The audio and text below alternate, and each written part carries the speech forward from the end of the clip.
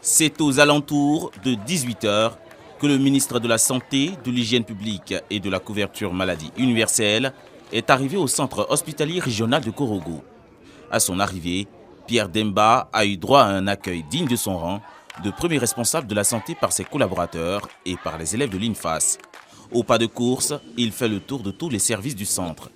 Les urgences médicales, les blocs opératoires, les salles d'hospitalisation, les services d'ophtalmologie, de mammographie et de pédiatrie. Partout, les travaux de réhabilitation du CHR ont été passés au peigne fin. Le constat est net, le centre hospitalier régional de Korogo fait désormais fière allure avec des équipements de pointe et de référence internationale capables de relever le défi que se fixe le gouvernement pendant et après la CAN 2023 qui arrive à grands pas. Donc une première phase des travaux a été réalisée et aujourd'hui nous sommes pratiquement vers la fin de la deuxième phase pour nous permettre de réhabiliter complètement l'ensemble du CHR de Korogo. Notre objectif, c'est d'offrir aux populations vivant dans un rayon de 100 à 150 km toutes les commodités, avoir un continuum de soins qui permet donc de les prendre en charge totalement, quelle que soit la spécialité, pour éviter que ces populations se déplacent à Bouaké ou à Abidjan. Cette visite mène désormais fin aux nombreuses supputations qui foisonnent sur les réseaux sociaux concernant les équipements du CHR de Korogo réhabilités. Les réseaux sociaux nous offrent des moyens énormes de communication, mais souvent il y a trop de rumeurs. Vous devez visiter avec moi ce qui est réalisé ici. Non seulement vous avez un scanner, mais vous avez une IRM de dernière génération et vous avez toutes les commodités. On a vu des mammographes et tout ce qu'on peut espérer dans la santé pour être bien pris en charge. Après Korogo, le ministre de la Santé, de l'Hygiène publique et de la couverture maladie universelle s'est rendu ensuite à Kouto et à Boundiali. Même objectif, toucher du doigt l'évolution des travaux de construction afin de rendre compte fidèlement au nouveau Premier ministre Begré Mambé.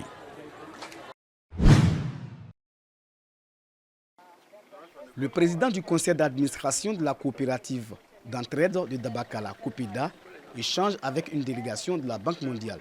Yemoussa explique à ses hôtes le système d'approvisionnement de la coopérative. Cette mission est venue connaître les œuvres sociales réalisées par la Kopeda en faveur des populations, détecter l'impact économique, social et environnemental de la coopérative.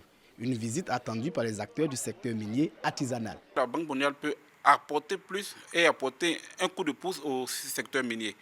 Et je pense pour ma part que cela vient à point nommé.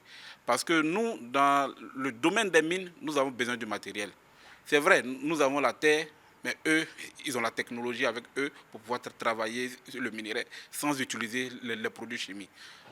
La coopérative d'entraide de Dabakala est une structure pourvoyeuse d'emplois. Plusieurs infrastructures sont réalisées dans les 2 villages impactés par l'exploitation minière, à savoir des centres de santé, des écoles primaires avec le logement des enseignants, des édifices religieux. La COPEDA, depuis sa création, a décidé d'œuvrer avec l'eau juste pour le bonheur de la population. Ils ont fait des hôpitaux, ils ont fait des écoles, ils ont fait des mosquées, ils ont fait des maisons, des logements de maîtres, ils ont fait des logements pour les chefs traditionnels, parce que dans les dispatchings, ils ont toujours prévu cela. Les envoyés de la Banque mondiale ont été aussi informés sur les défis d'exploitation et de commercialisation auxquels la coopérative fait face au quotidien. La coopérative d'entraide de Dabakala a vu le jour en 2017.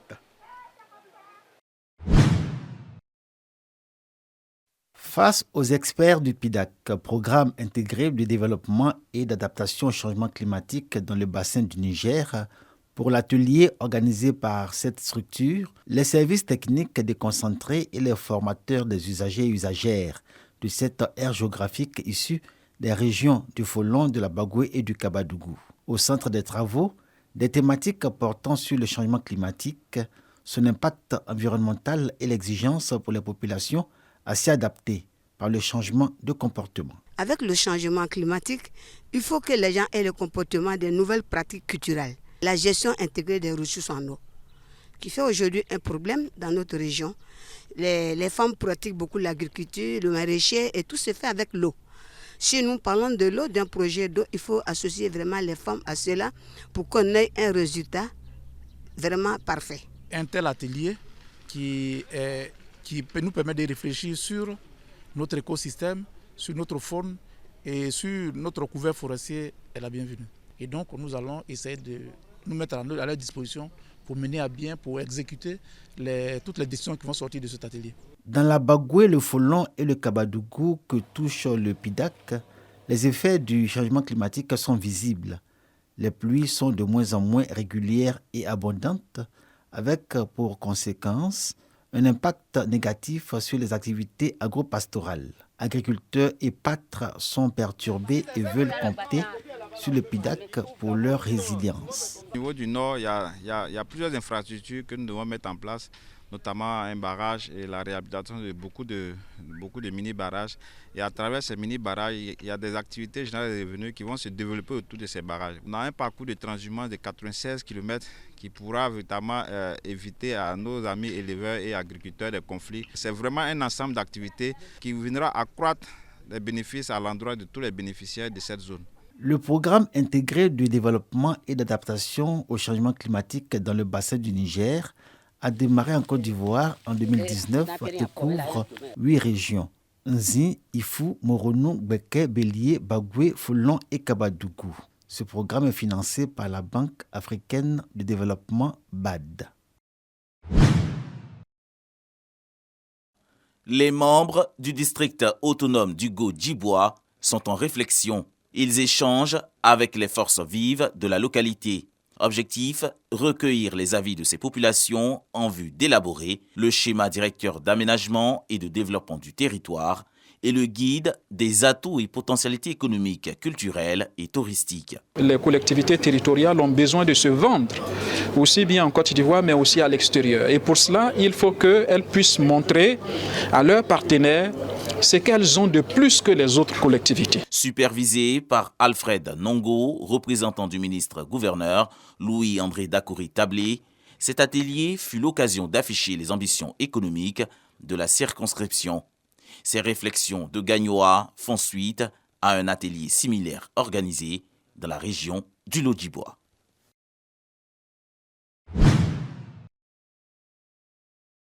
Le directeur régional du ministère de la Promotion de la Jeunesse, de l'Insertion professionnelle et du service civique de Kourougou reçoit un chèque de 50 millions de francs CFA des mains du ministre des Mines, du Pétrole et de l'Énergie. Mamadou Sangafoua lance ainsi la phase pilote du projet Barakafissa, un projet que l'initiateur veut différent des projets précédents. La différence entre ce projet-ci et les projets précédents, c'est que vous devez par vous-même faire un parcours sans l'aide de quelqu'un. Cela démontre de votre volonté, de votre détermination à réussir. Ensuite, Barakafissa vient vous aider à accélérer votre vie. Pour la réussite du projet, les bénéficiaires doivent entreprendre à 0 francs et à 0 dette, d'où une formation préalable. Les sélectionnés ont reçu vraiment tous les rudiments et aussi les visites sur terrain ont prouvé que ces personnes ont mis en pratique la formation qu'elles ont reçue. Donc voici un peu notre satisfaction. Les 100 premiers jeunes ont reçu les attestations de fin de formation. Les bénéficiaires mesurent l'attente du ministre Mamadou Sangafoua Koulibaly. Je dis merci à monsieur le ministre. Il nous a donné des armes pour pouvoir nous défendre en entrepreneuriat. Il nous a permis de nous former et en appui un financement d'un taux de vraiment 0,0%.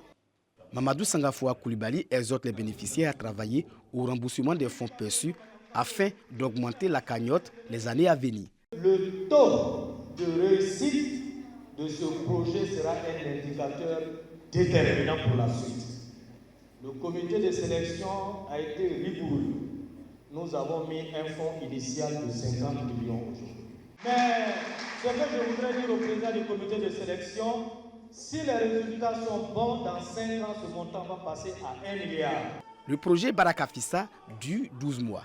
Après les 100 premiers, plus de 1700 autres jeunes seront formés à entreprendre à 0 francs et à 0 dette et auront un soutien financier.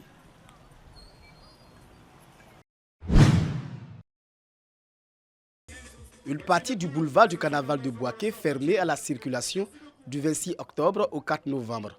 La raison, la tenue de la semaine commerciale Kwame Kounan Nsikan. Cette activité commerciale est un hommage à Feu Kwame Kounan Nsikan, premier président de la Fédération nationale des acteurs du commerce de Côte d'Ivoire, FENACI. Les membres de sa famille se réjouissent de cette marque de reconnaissance. Parler du commerçant comme Konansikan, c'est toujours beaucoup d'émotions. Il faut dire qu'à l'origine, Bouaké, ville Carrefour, fait comme Konansikan a commencé ses activités à travers le commerce. En réalité, qui est un moment dommage. En cette fin d'année, la semaine commerciale est une occasion pour les opérateurs économiques et les populations de faire du bon affaire. Tous les anciens stocks qui sont dans les magasins, on leur a dit de faire sortir tout pour évacuer tous leurs stocks et permettre à ce que en décembre, ils fassent encore des achats pour remplir leurs magasins. Voilà un peu l'objectif. Pour les autorités municipales, ce rassemblement marque le retour de Bouaké comme deuxième pôle commercial du pays. Le maire, en encourageant cette initiative, veut justement que les commerçants, les investisseurs envahissent Bouaké pour que Bouaké soit un pôle économique viable et périn comme Abidjan.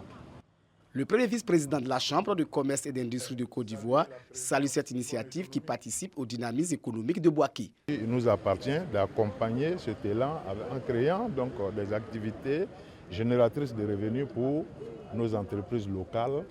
Lancée en 1984, la semaine commerciale Kwame Konansikan a été interrompue en 1994. Cette édition de reprise a pour thème valoriser les produits locaux et créer de la richesse par la digitalisation.